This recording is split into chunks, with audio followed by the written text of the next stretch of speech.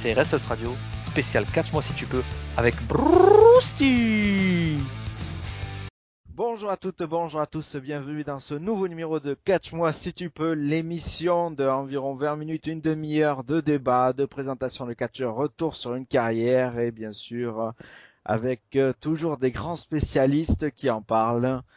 Avant d'introduire le plus grand de tous, je dirais, la Bible de Wessos Radio, bien sûr, le sujet du soir, ce sera Shane McMahon, c'est-à-dire quand même quelqu'un qui a fait un retour fracassant lors de Raw avec un match prévu contre l'Undertaker à WrestleMania qui risque d'envoyer beaucoup quand même et c'est quand même un retour côté duquel on ne pouvait pas passer parce que c'est quand même quelqu'un qui n'était pas là depuis pratiquement 6 ans maintenant. Donc on va retracer sa carrière car c'est quand même quelqu'un qui mérite d'être bien reconnu car il n'est pas non plus que le fils McMahon, voilà. Et donc avec moi, eh bien sûr, on commence par dire la Bible évidemment parce qu'on ne peut le qualifier que comme ça. C'est le grand spécialiste de la WCW, vous l'avez reconnu, c'est Renaud. Salut Renaud. Bang! Salut Brousty, salut à tous les auditeurs. Merci de Merci. m'appeler la Bible, c'est très gentil. Oh, il n'y a pas de souci. Après, la Bible, ça peut être aussi pour certaines personnes quand tu es au pieu, mais bon, Ça c'est peut arriver aussi, oui. c'est pour lire, bref, Ouais, bref. la table de chevet. Mais donc, oui, si je disais la WCW, forcément, on en parlera tout à l'heure parce que Shane McMahon est impliqué dans cet angle-là. Mais tout d'abord, je vais quand même te demander, quel est ton premier grand souvenir de Shane McMahon? Alors, le premier souvenir que j'ai de Shane, c'est de le voir en tant qu'arbitre, tout jeune à l'époque, notamment lors du Royal Rumble 91, où il était un des arbitres à l'extérieur du ring pour vérifier que les catcheurs ne touchent pas les pieds au sol. C'était un Rumble qui avait été remporté par le grand Hulk Hogan. Et je me rappelle surtout de ce Shane McMahon là. Et aussi lors de WrestleMania 8, qui avait été un WrestleMania assez bon, et qui s'était passé dans une grande arena. Et il y avait eu ce soir-là Randy Savage contre Ric Flair pour le titre de champion du monde. Et Miss Elizabeth n'avait pas accompagné Savage, mais elle était venue en plein match, même vers la fin. Et elle avait descendu cette longue rampe d'entrée. Et les officiels voulaient la bloquer. Et parmi ces officiels-là, il y avait le jeune Shane McMahon. Donc ils étaient tous autour de la frêle Miss Elizabeth à essayer de la bloquer. Et personne n'arrivait à bloquer la petite Elizabeth qui arrivait au ring. Je me souviens, voilà, Shane McMahon, je m'en souviens de là surtout. Mais après, je dois te dire la vérité qu'à ce moment-là, j'avais pas focalisé non plus sur l'arbitre à l'extérieur du ring du Royal Rumble 91, ni sur ce jeune officiel. Je savais même pas que c'était le fils à Vince McMahon à ce moment-là. Mais si je dois vraiment me souvenir du vrai Shane McMahon, ça sera plus pendant la Attitude Era, pas à ce moment-là. Ouais, ça je te comprends. Juste pour revenir sur l'identité de l'arbitre, il me semble que c'était Stevens son nom. Ouais, ouais, Voilà. bah en plus, voilà, c'était même pas Shane McMahon. Donc forcément, il était quand même très très inconnu. Il avançait pas non plus direct. Ça y est, c'est moi le fils McMahon. Ah, rien à voir. Applaudissez-moi et tout. Voilà, Ouais, complètement. c'est quand même ça. De mon côté, le souvenir est quand même plus récent. C'est dû au fait que je suis pas tout à fait la même génération que toi, même si je suis un petit peu plus vieux en réalité, mais surtout que j'ai pas connu le catch sur Canal+ pendant quelques temps. Donc pour moi, ça remonte à SummerSlam 2000 avec ce fameux match pour Ouais. un titre hardcore qu'il détenait contre Steve Blackman et cette fameuse chute du haut d'un échafaudage de 20-30 mètres, ce qui a fait le tour de toutes les télés de la WWE pendant pas mal de temps. C'était sur générique de Raw pendant quelques temps aussi, donc c'est toujours une scène mythique et il a eu beaucoup de gros bumps dans sa carrière. Mais donc c'est quand même quelqu'un qui a reçu des coups, mais qui a eu aussi de grands matchs. Ah oui, complètement. Déjà, bon, le souvenir que tu évoques est bien sûr classique pour tous les fans, le SummerSlam 2000 où il se prend ce coup de kendo stick dans le dos et qui tombe de l'échafaudage. Un an plus tard, lors de Backlash, il fera une descente du coude du haut du décor là aussi sur le Big Show. C'est un match qu'il remportera d'ailleurs grâce à cette descente du coude. Mais c'est vrai qu'il a pas mal de grands matchs dans sa carrière et toujours des matchs où il y a des bumps. On parle souvent de Jeff Hardy par rapport au bump, mais c'est vrai que Shane McMahon, malgré son physique, c'est pas un physique non plus de catcheur, quoi. C'est pas un athlète, en tout cas, le mec, tu le vois torse nu, tu dis pas, ouah, il est catcheur. Et c'est vrai que c'est assez impressionnant. Déjà en 99, il faisait un match de l'échelle pour savoir qui allait garder la compagnie. À ce moment-là, il faisait équipe avec son père. C'était un match handicap contre Stone Cold Steve Austin. C'était au King of the Ring 99. Et il y avait déjà une mallette au-dessus du ring, bien avant le Money in the Bank. Et fallait décrocher cette mallette pour savoir qui allait gérer la compagnie, Vince et Shane avaient remporté la mallette. Mais c'est vrai que c'est un catcheur qui a pris énormément de bumps. Et si on doit se souvenir d'un match en particulier, alors il y en a beaucoup de matchs de Shane qui sont très bons, mais en particulier, c'est surtout le King of the Ring 2001, où ce soir-là, il affronte Kurt Angle. Kurt Angle qui est à son troisième match, puisqu'il a déjà affronté Christian et Edge dans le tournoi. Donc il avait, dans le tournoi King of the Ring, il avait sorti Christian, il avait perdu contre Edge en finale. Et plus tard dans cette soirée, il affrontait Shane McMahon. Et je peux t'assurer que ce combat-là est un classique intemporel de la fédération.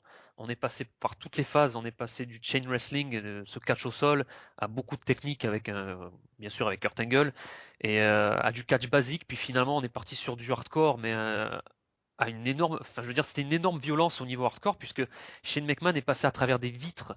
Le décor du King of the Ring, il y avait des vitres. Kurt Angle enchaînait les belly-to-belly suplex sur Shane, et la première vitre ne s'est pas pétée. Shane McMahon est retombé droit, la tête droite directement sur le sol, commotion cérébrale, et il a continué le match, et il disait lui-même, lui disait à Kurt Angle, continue, continue, fais-moi passer à travers les vitres. Kurt Angle a continué à le faire passer à travers les vitres, ça pissait le sang de partout. Ils sont finalement retournés dans le ring, et Kurt Angle a fini le combat avec une angle slam du haut de la troisième corde, où il avait posé une mini planche sur cette troisième corde. L'impact a été terrible au niveau de la chute sur le ring, avec encore des bouts de vitre qui étaient dans les cheveux de Shane, sur le dos, sur la tête. Enfin, c'était vraiment incroyable. Et ce soir-là, Shane McMahon, déjà en 2000, il avait été très impressionnant, mais je peux te dire que ce soir-là, il a vraiment eu beaucoup de respect de la part des fans de la WWE. Ouais, non, c'est certain, c'était quand même quelqu'un, voilà, qui n'hésitait pas à prendre les coups, et puis même s'il a disputé relativement peu de matchs, et au cours de sa carrière, c'était pas un catcheur actif, c'était quand même celui qui s'engageait, et pas contre n'importe qui non plus. C'était après là, voilà, t'en as parlé de quelques-uns, mais je pense que tu vas ajouter d'autres noms très bientôt là, parce que l'Undertaker, il l'a déjà croisé en plus. Ils ont déjà été un peu alliés, mais aussi beaucoup ennemis. Et puis aussi, il a affronté Kane, notamment. Ouais, Là, je pense qu'il va y complètement. revenir dessus d'ailleurs. Ouais, complètement. Alors, il avait croisé Kane. Alors, Taker, il a croisé plusieurs fois, c'est vrai. C'est plus marquant par rapport au combat de Kane, puisque Kane, il avait affronté en 2000, ils avaient eu une belle rivalité, mais surtout en 2003. Ils se sont croisés en 2003, puisque Kane avait attaqué Linda McMahon. Il avait perdu son masque, Kane, dans un match contre Triple H, où c'était titre de champion du monde contre masque. Si Kane gagnait, il était donc champion du monde. Si Triple H gagnait, il conservait son titre et il enlevait le masque de Kane. Kane a perdu, c'était à Raw. Donc Kane avait perdu son masque, mais il fallait bien le booker derrière, parce que sinon c'était la mort de Kane à ce moment-là. Un catcheur comme ça, c'était un personnage mythique. On se disait, mince, s'il perd son masque, qu'est-ce qui va se passer pour Kane? Et finalement, ils l'ont assez bien booké. C'était devenu un fou psychopathe, il était déjà avant, mais là il était vraiment devenu fou à brûler le dos à Jim Ross, faire un chokeslam à Bischoff à travers le décor, enfin, il était vraiment intenable, et il avait porté justement une tombstone à Linda McMahon, la mère de Shane, sur la rampe d'entrée. Ça fait que Shane est rentré en feud avec Kane, ils se sont affrontés à Unforgiven 2003, où Shane a encore fait une descente du coude du haut du décor. Donc ça reste vraiment sa prise mythique. D'ailleurs, la descente du coude, il l'a fait aussi souvent sur la table des commentateurs, de la troisième corde jusqu'à la table des commentateurs. Ça, c'est une belle image aussi, il le fait souvent. Et il avait raffronté Kane au Survivor Series 2003 dans un match de l'ambulance, où là aussi il y avait eu des bumps assez énormes, notamment un saut chassé du toit de l'ambulance sur Kane, qui était assis par terre devant une poubelle. Et il avait aussi fracassé la tête de Kane, qui était à genoux devant les portes extérieures de l'ambulance. Il lui avait littéralement fracassé la porte sur la tête. Donc c'est vrai que face à Kane, il y a eu des moments assez marquants. Et Kane aussi, il avait électrocuté les parties intimes à Raw avec une batterie de voiture. Donc Ouais. ouais, c'était vraiment chaud, quoi. Ouais, ça on connaît parfois, ça peut être douloureux, oui, on se doute. Puis il y a aussi le fait que il a aussi croisé le fer avec des catcheurs, mais aussi avec son père, bien souvent d'ailleurs. D'ailleurs, c'est un petit peu le sujet actuel. Mais ça date notamment de 2001, c'est l'exemple le plus remarquable, c'est cette fameuse période de l'Alliance que j'avais adoré aussi personnellement, c'était en pleine Attitude Era. Et c'est vrai que comme tu le disais, c'était là qu'il était le meilleur, Shane, avec ce fameux angle de rachat de la WCW, ta chère WCW. Ah oui, non, mais là aussi, ça a été, c'était historique ce qui s'est passé ce soir-là, même si derrière, bon, on aurait pu s'attendre à mieux, puisque les talents de la WCW, c'était pas des gros talents qui étaient signés de suite. On aurait voulu, bien sûr, qu'il y ait Sting qui arrive, qu'il y ait Scott Steiner de suite, qu'il y ait Kevin Nash de suite, enfin, les gars qui restaient vraiment les gros noms. DDP a été très mal utilisé. Enfin bon. Mais en tout cas, c'est vrai qu'à la base, comme tu le dis, c'est vrai que c'était historique. Et ce qui s'est passé, en fait, c'est qu'ils se sont croisés, Shane et Vince, à WrestleMania 17, qui est un WrestleMania historique. Et en fait, ce soir-là, ce que Vince McMahon voulait, c'était que le propriétaire de la WCW, qui était à l'époque encore, à ce moment-là, Ted Turner, le milliardaire, vienne signer le contrat de rachat ce soir-là à WrestleMania. Mais en plus de ça, il y avait une storyline très familiale où Vince McMahon sortait, enfin en tout cas sa maîtresse, c'était Trish Stratus à l'époque. Il était toujours marié à Linda McMahon et Linda McMahon voulait divorcer de son mari, était devenue totalement folle. Linda McMahon à ce moment-là était sur un fauteuil roulant, totalement à l'ouest. Et donc Shane, encore une fois, comme en 2003 par rapport à Kane, est venu sauver l'honneur de sa mère, l'honneur familial, et avait racheté la WCW juste quelques temps avant le pay-per-view. Ça fait que finalement, c'est pas Ted Turner qui s'est pointé, mais c'est bien Shane McMahon. Ça n'a pas été juste une signature de contrat, ça a été un match street fight.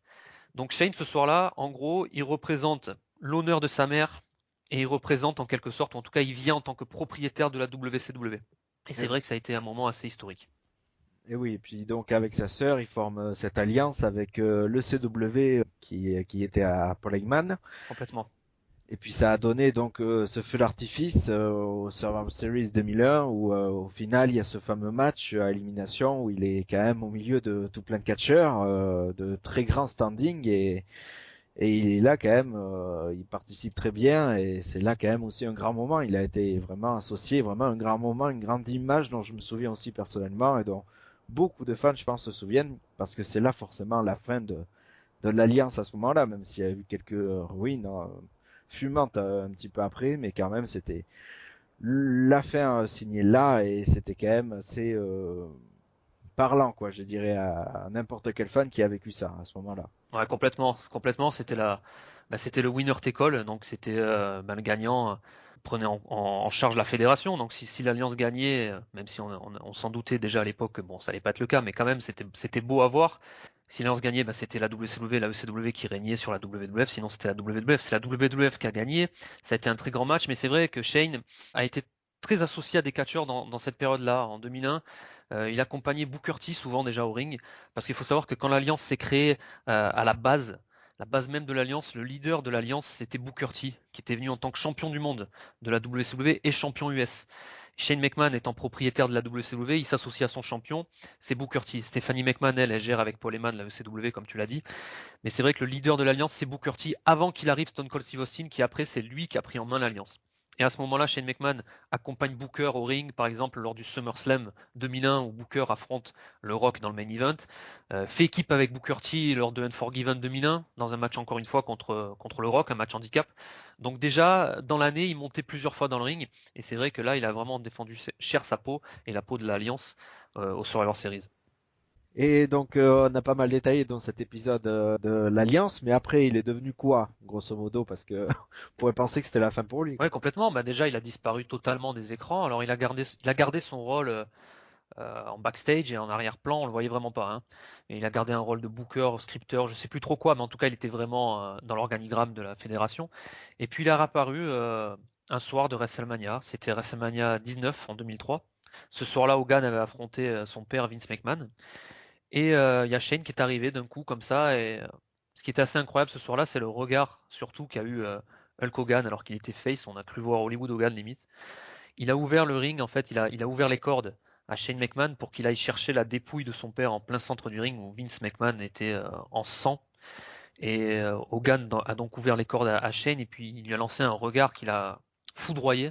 Et c'est vrai que ça a été assez incroyable de voir Hogan regarder Shane comme ça. Puis après, bon, il avait disparu et puis il est revenu donc, comme j'ai dit, fin 2003 pour sa feud contre Kane. Là, on va évoquer donc deux autres périodes aussi assez marquantes, quelque chose qu'il a amené et puis quelque chose auquel il a participé et qui est d'actualité forcément. La grande actualité, je dirais. Bon, on va revenir au fait un peu plus ancien. C'est quelque chose qu'il a apporté. Quand même, il est derrière. Tu vas nous raconter ça, l'arrivée de Mike Tyson. Ah oui, bien sûr. Mais alors là, c'est vraiment ben, j'ai envie de dire c'est le premier grand moment de la carrière à Shane McMahon et ça restera, quoi qu'il arrive, un grand moment de sa carrière puisque à ce moment-là, donc, c'est l'attitude era, on est vraiment dedans, hein, on est en 98, début 98, et la WWF se bat avec la WCW chaque semaine. Donc c'est vraiment une guerre incroyable, il faut attirer le maximum de gens pour les ratings. Donc la WWF cherche à attirer aussi des personnages nouveaux. Elle avait déjà essayé de contacter, elle avait eu Pamela Anderson pendant la New Generation, ça c'était quelques années auparavant. Mais là, elle cherche vraiment à contacter des gros noms, ou pourquoi pas des stars. mais comme comme la boxe par exemple, que c'était le cas pour Mike Tyson justement, où lui, déjà ça se rapprochait plus. Pamela Anderson, bon, c'était plus télévision et alerte à Malibu. Là, le catch et la boxe, c'est déjà plus proche. Et c'est vrai que c'est l'énorme coup de Shane McMahon. Alors, il n'est pas seul, hein, c'est pas lui seul qui fait venir Mike Tyson. Il est dans ces gens qui ont négocié pour faire venir Mike Tyson. C'est officiel, que ça soit à la télévision devant les caméras ou même en interne. C'est son énorme gros coup, puisque à ce moment-là, l'angle Mike Tyson, Stone Cold Steve Austin a été regardé par des millions d'Américains dans leur foyer. Et cet angle-là a été vraiment rediffusé par plusieurs télévisions, par des chaînes sportives, par même des chaînes de télévision qui diffusaient pas du sport d'habitude dans les journaux locaux de partout. Et ça a ouvert un peu la fédération à d'autres gens, des gens extérieurs qui n'étaient pas fans de catch. Ils ont vu Mike Tyson dans ce ring-là, ils se sont dit, oh, qu'est-ce qui va se passer? Et ils ont donc acheté ce pay-per-view qui était WrestleMania 14, puisque ce soir-là, Mike Tyson était l'arbitre extérieur du match entre Stone Cold Steve Austin et Shawn Michaels pour le titre de champion du monde. Finalement, après ça, Shane McMahon il finira par trahir Stone Cold Steve Austin et rejoindra son père dans la corporation. La corporation, à l'époque, c'était une sorte d'autorité, en fait, hein. C'est comme aujourd'hui. C'était la première autorité de l'époque. C'était son premier heel turn à Shane McMahon à ce moment-là. Il prendra finalement la tête de la corporation puisque Vince McMahon fera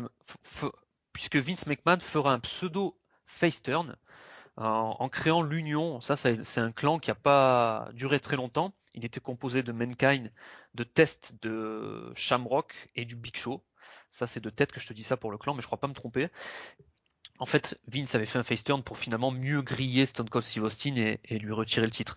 Donc Shane McMahon, vraiment en 98, il explose. Cet angle-là avec Mike Tyson, où ça fait énormément de bien à la fédération, et puis de prendre la tête de l'autorité, pardon, pas de l'autorité, mais de la corporation, qui là aussi, il a vraiment mis en avant.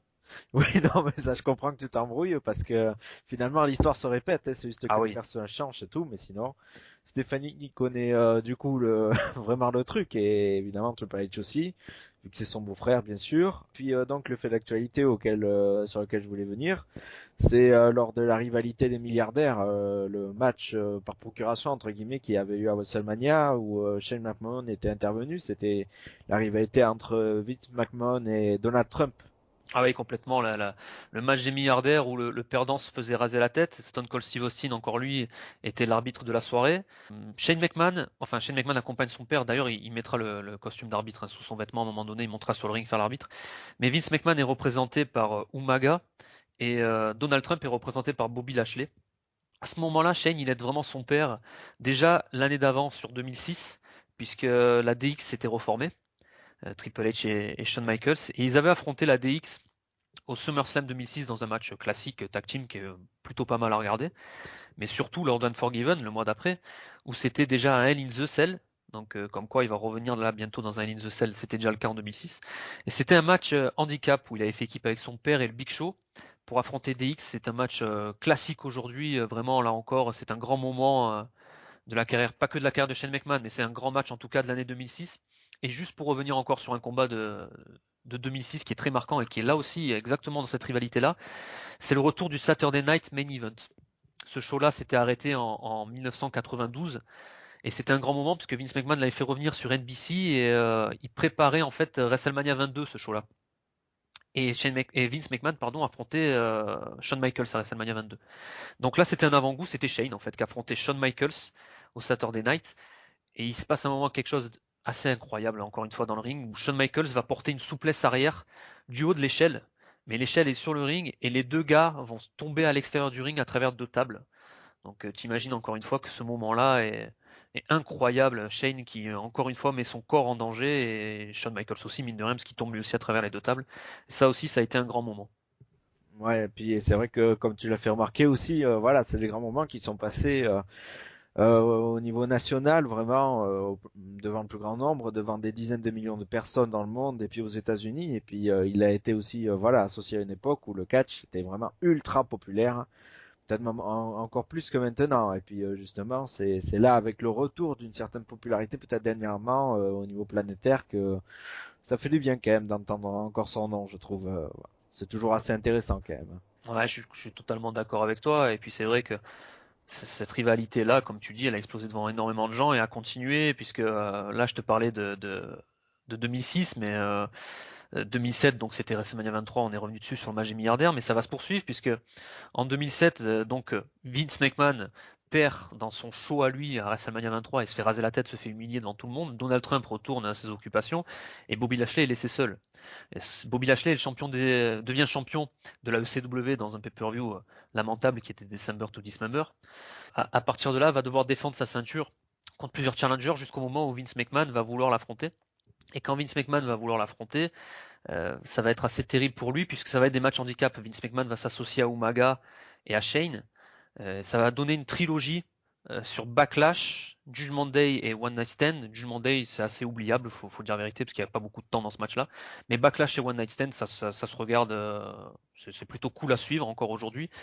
Vince McMahon voulait pas vraiment avoir le titre de la ECW à la base, il voulait surtout détruire Bobby Lashley.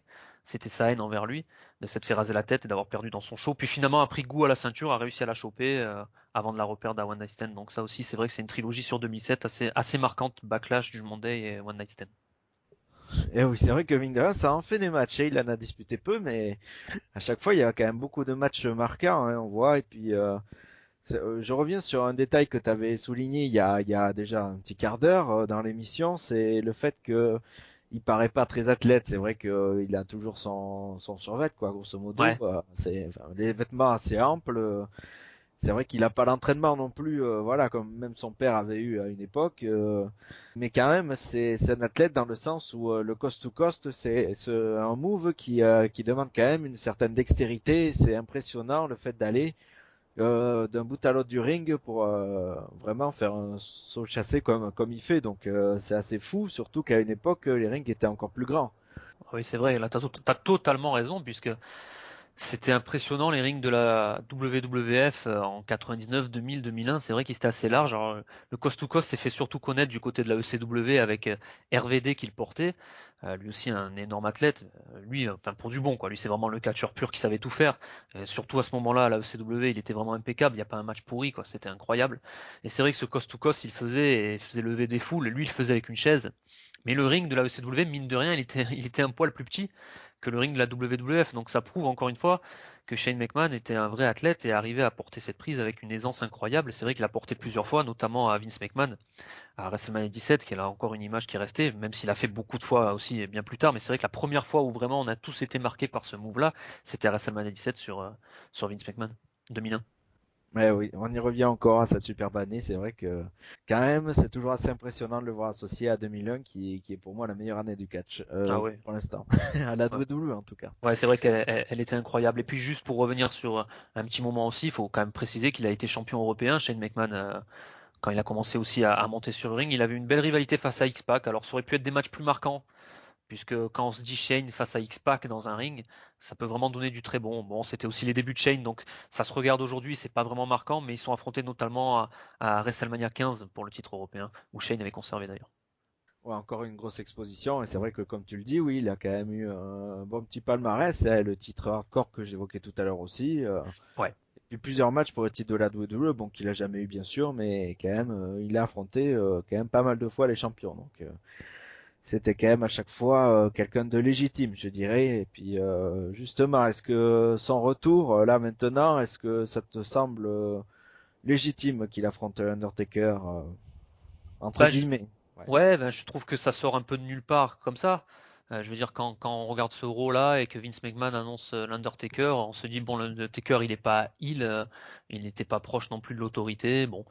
Mais ça sort un peu comme ça. Par contre, ouais, sur le papier, moi, ça m'intéresse vachement. Ça m'intéresse vachement de revoir déjà Shane, ce qu'il vaut dans un ring. J'ai trouvé bien, moi, l'Undertaker, là, sur la dernière année où on l'a vu. Ses combats en Hell in the Cell, notamment contre Lesnar, étaient bons. Donc, j'ai confiance en Shane. Je pense qu'il va encore donner du très bon. Donc, ça sort peut-être un peu nulle part, mais au final, c'est un match que j'attends, ouais, vraiment. Je sais Et pas pour toi. ah oui, non, pour moi c'est une curiosité. Puis je pense que je vais avoir un mark moment quand il va tenter le coast to coast, parce que c'est évident qu'il va le faire. Et puis évidemment qu'il va faire aussi un dive, parce qu'il sait très bien les faire. Je vois pas pourquoi maintenant, même après 6 ans sans vraie pratique dans le ring, où il était quand même dans le milieu des affaires, où il est toujours d'ailleurs, d'un coup il ne perdrait pas ses capacités qu'il a toujours eu quelque part. Voilà, c'est un peu dans les gènes, hein, de toute façon, d'assurer le spectacle dans la famille McMahon. Donc je vois pas pourquoi il ne sortirait pas d'un coup quelque chose d'intéressant, quoi. Voilà. Après l'Undertaker, juste pour faire un petit aparté, c'est quand même quelqu'un qui sera là encore après WrestleMania et on aura le plaisir de le voir en Europe. Pour les Belges, on sait qu'ils nous écoutent aussi, qu'ils sont nombreux. Il sera à Bruxelles le 21 avril. Et puis pour nous, les Français, il sera à Paris donc le 22 avril et sous mes yeux notamment d'ailleurs. Tiens. Ah bah profites-en bien alors, hein, parce que là c'est vraiment l'occasion, peut-être une dernière fois de voir l'Undertaker, ou une première fois pour certains, mais sûrement la dernière tournée européenne de l'Undertaker, je pense. Mais c'est vrai que ça promet. Ah, c'est certain. Ouais. Et puis voilà, c'est quand même, pour moi, je pense, pour revenir à WrestleMania, c'est peut-être son dernier match. Et un an de plus, un an de plus, un an de plus. On ne sait pas quand il va s'arrêter maintenant que la streak est finie. Mais le fait de lui proposer Shane McMahon, c'est quand même assez impressionnant. Ça montre le choix assez fort de Shane. Et d'ailleurs, la petite anecdote, c'est qu'il n'est pas sous contrat avec la WWE. En fait, actuellement, ça a été révélé. C'est vrai que ça c'est incroyable ça. Mais bon, il y a cet angle quand même, voilà, qu'il arrive, qu'il débarque et le truc, il veut posséder Raw et puis quand tu possèdes Raw, ben, tu possèdes la WWE quoi, en gros. Donc là-dessus, c'est à suivre et puis ça pimente cette Road to WrestleMania. Donc c'est un ajout qui semble intéressant de mettre en lumière en tout cas. Est-ce que tu as quelque chose à rajouter sur cette carrière qu'on a quand même bien épluchée et qui est quand même fort intéressante, mine de rien? Ouais, je rajoute juste, là c'est pas long, hein, c'est juste sur 2009 pour dire qu'il a terminé avant de partir en 2010, il a terminé par aider Triple H, hein, ça a été une histoire de famille là aussi de nouveau. Cette fois il était face, il aidait Triple H à redevenir champion du monde. Avec Batista notamment, ils ont fait un match à 3 contre 3 où le titre de champion du monde était en jeu, c'est assez rare ça, hein, les titres en jeu de champion du monde dans des matchs par équipe. Il était en jeu le titre contre la Legacy. C'était à Backlash, ça reste un très bon match aujourd'hui, pas un grand classique mais un bon match. Il avait affronté aussi Randy Orton au début de l'année 2009 lors de No Way Out dans un No Holds Barred et ce soir-là il avait fracassé la tête à Randy Orton Ah oui. Ah, avec une séquence de coups de euh, kendo stick qui est ouais, impressionnante. coup de kendo stick assez impressionnant et puis aussi le moniteur à l'extérieur du ring, il avait vraiment pété la tête à Randy Orton. Randy Orton d'ailleurs, la cicatrice qu'on voit dans son crâne aujourd'hui encore, bah, c'était ce soir-là, c'était lors de No Way Out 2009 où Shane McMahon lui avait éclaté la tête. C'est vrai que ça a été une guerre assez violente où Randy Orton décimait semaine après semaine la famille McMahon à coups de pied dans la tête. Tout ça, c'était une longue guerre et il a terminé là-dessus et je pense qu'il est parti en 2010 par rapport aux produits que proposait la WWE à ce moment-là. J'avais entendu des bruits déjà que il était plus trop en accord et bon, il voulait faire ses projets personnels aussi, plus être trop dans l'ombre de son père. Mais c'est vrai que ce que proposait la WWE en 2010, on avait atteint un peu le summum de la PG era. Lui et Batista n'étaient plus trop dans ce délire-là, quoi, dans ce que proposait Vince McMahon. Ouais, non, c'est vrai que c'était une année pas la plus faible, mais pas une grandiose année pour le catch en général déjà au départ. Et puis c'est vrai que ouais, on pouvait le comprendre peut-être, mais ça veut dire que le catch revient bien, hein, et donc c'est bon Oui, signe de le revoir. Ouais. ouais, ouais. C'est toujours un bon baromètre. Hein. Non, mais merci beaucoup à toi pour toutes tes lumières, Renaud. Ouais, Ah c'est ben merci bien. t'es indispensable pour les rappels historiques, surtout une carrière d'un gars. Voilà, il y en a qui se sont dit, Shane, youpi tralala, à part son thème Here Comes the Money, c'est toujours sympa, surtout quand Renaud le chante. On l'a déjà entendu le chanter, mais mais voilà, non, il est pas réduit qu'à ce thème-là, quoi. Ah, mais il C'est fallait, clair. voilà, ouais, c'est ça, il fallait préciser un peu. Je suis très content qu'on fasse ce podcast sur Shane McMahon, parce qu'il fallait un peu préciser aussi, peut-être aux plus jeunes qui nous écoutent, là, par rapport au match qu'on a annoncé, un peu le topo de sa carrière, qui il est vraiment. C'est pas non plus que le fils de Vince McMahon. C'est vraiment un catcheur, en tout cas, un gars, pas un catcheur à plein temps, mais un homme qui s'est toujours donné dans ses combats, que ça soit les bumps et tout, comme on disait. C'est vrai que Shane, même il a jamais été sifflé, quoi. Il n'avait pas des ovations parce qu'il était heel, mais il a jamais été vraiment sifflé. C'est toujours un gars que les gens ont énormément respecté. C'est pour ça aussi qu'il a eu une énorme ovation quand il est revenu 6 ans après. Ouais, donc comme quoi, les fils d'eux, c'est pas tous des pistonnés qui ne font rien après. La preuve, lui, il s'est tracé son sillon et même indépendamment de la WWE, il arrive à faire son truc. Donc c'est ça qui est intéressant aussi. Voilà, de voir que c'est un self-made man entre guillemets et qu'il arrive à retranscrire ça aussi sur le ring et dans sa carrière. C'est ce qu'on vous a fait partager en tout cas pendant cette bonne demi-heure quand même. Donc c'est toujours intéressant, voilà, d'avoir de grands rappels historiques et puis on espère en faire encore d'autres prochainement. On verra par rapport à l'actualité, bien sûr, à chaque fois, aux différents thèmes. Parce que je sais que parfois, il y en a certains auxquels Renault est très très sensible. Donc on verra, parce que si Hell in the Cell redevient Hell in a Cell, ça risque d'être assez compliqué pour lui, par Ah exemple. ouais, c'est clair. C'est vrai. Niveau catch-moi si tu peux, d'ailleurs, dernièrement, on en avait fait un sur la carrière d'AJ Styles avec Renault qui était animateur. Oui, enfin bon, je t'avoue que je préfère mon rôle de chroniqueur historien plutôt qu'animateur, mais bon, ce soir-là, il fallait quelqu'un pour faire l'émission et j'étais très ravi d'être là. Voilà, oui, c'est ça. Et puis il y a toujours une certaine expérience, voilà. On est quand même une team assez bien composée. Ça, c'est pour autosatisfaction. Il y a aussi un catch, moi, si tu peux, sur la carrière de Kurt Angle, la TNA, qui sort en même temps, là, pratiquement, que celui dont on parle là, sur chaîne Mac. Vous pouvez nous suivre sur YouTube. Si ce n'est pas déjà le cas, n'hésitez pas à liker la page, comme ça vous serez au courant dès qu'il y aura une vidéo qui sortira. Dernièrement aussi, on a eu une interview de Jeff Jarrett. Et prochainement, on espère en avoir d'autres assez intéressantes aussi. Il y en a une de Robbie qui va arriver, de la TNA. Pas mal d'exclusivités qu'on vous propose et puis surtout donc WrestleMania qui arrive avec le pré-WrestleMania et puis l'analyse de WrestleMania avec donc ce combat de Shane McMahon contre l'Undertaker. Donc encore merci Renaud et puis on vous dit à la prochaine. À ciao. Salut les amis!